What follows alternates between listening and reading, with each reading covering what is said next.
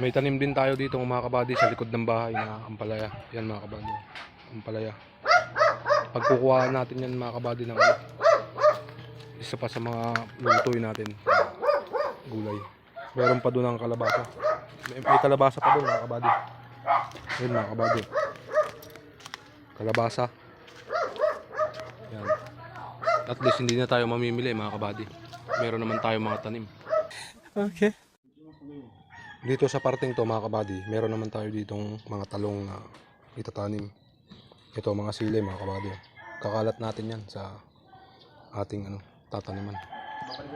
Kasi gagawa kami ng mga kabady, yung taniman ng mga gulay. Yung mga kabady. May naligaw pang pechay mga kabady.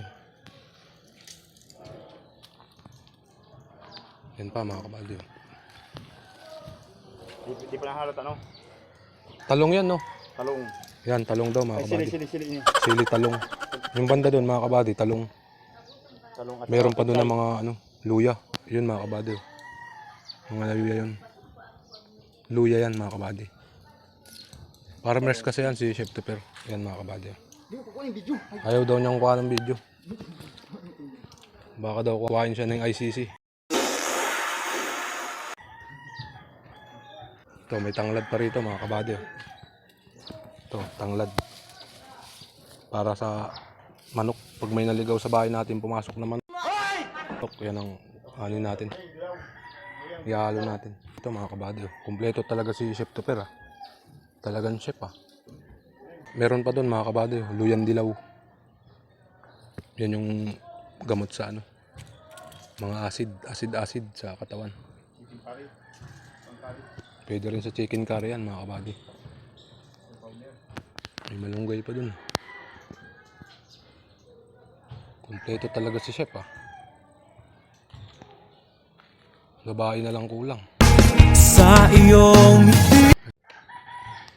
Sipag yan magtanim mga kabady. Kaso wala siyang tanim na baboy saka kalabaw. Next video namin mga kabady, magtatanim kami.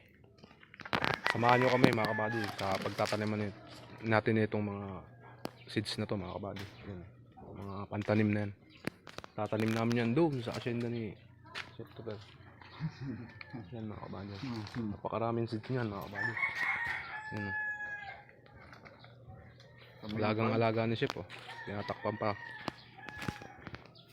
Sa mini farm ni Chef.